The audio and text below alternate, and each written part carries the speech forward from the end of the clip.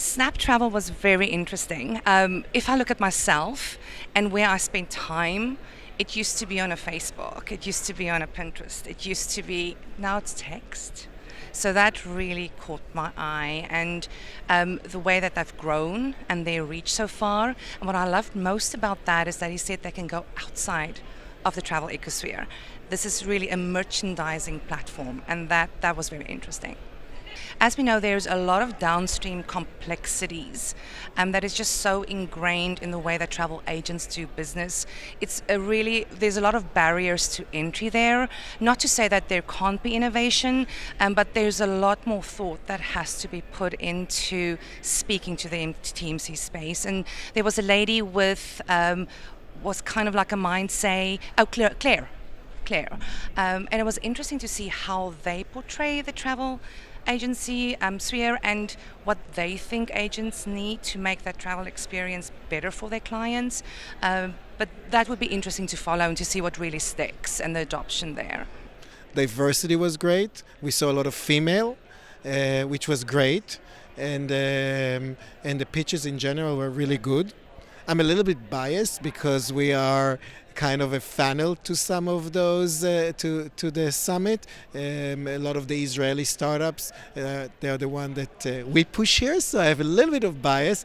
But on a personal level, I really like the one that has to do with the jet lag, just because I travel a lot, from a pure disruption. And I think maybe many people missed it a little bit just because my background is also from hotel, is Apaleo. I think it's a really disruption within the PMS industry and the ability to bring innovation technology to startups, to the hotels, to the properties.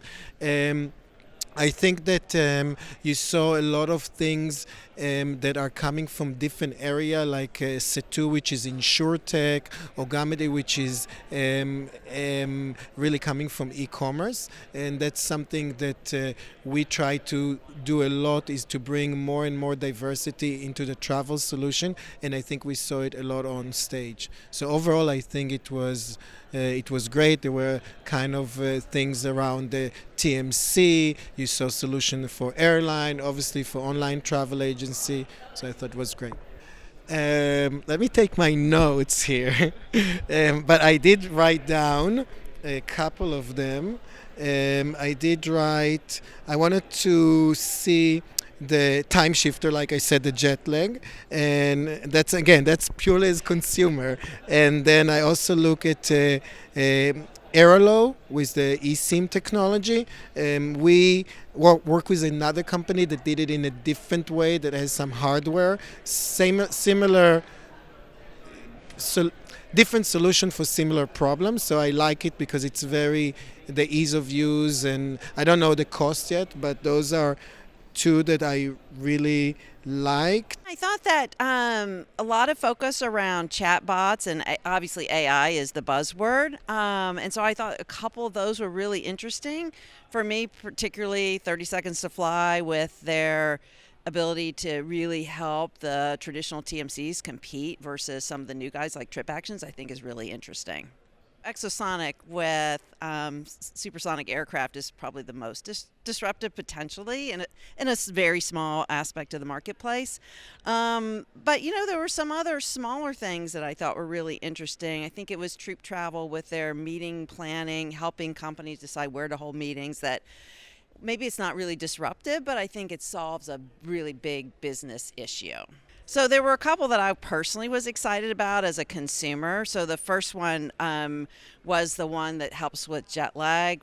And so I travel a ton internationally. It's a big problem, so I was excited about that one. And then there was also the company that has you book a trip for 3 days over the weekend and you don't know where you're going, which I'm kind of an adventurer, and I just thought that just sounds like a lot of fun to get me to go to places that I probably wouldn't otherwise go. A lot of preparation went into this. The timing was a little bit less, like 5 minutes. It's just difficult to explain everything what you do in 5 minutes. So it needs a lot of preparation. We worked hard on that, so it went well. The Q&A is always a difficult part of the entire pitch. You don't know what the judges are going to ask, and it's always a tough one. I think it's a lot of work been done. It feels like on the social buying, social e-com. So that was interesting. I couldn't believe that the GMV, which one of the companies mentioned, $150 million, in a span of 3 years, that just tells you the potential. That was a bit of an eye opener for me. So that's again a learning. I think on the flights, being proactive in description management, there was a pitch on that, which talks about how you manage the changes and cancellations, and so that was interesting also.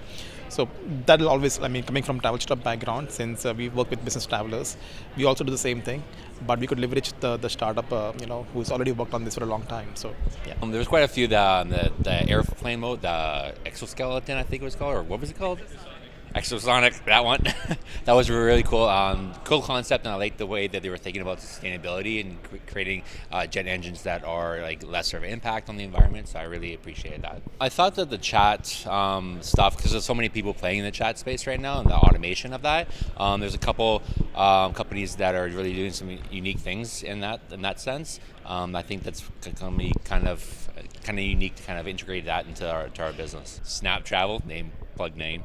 Snap Travel, I would. They have some really good growth and really good numbers. Their technology is really cool, and how it's across multiple different chat platforms. And I think they have some really unique stuff there.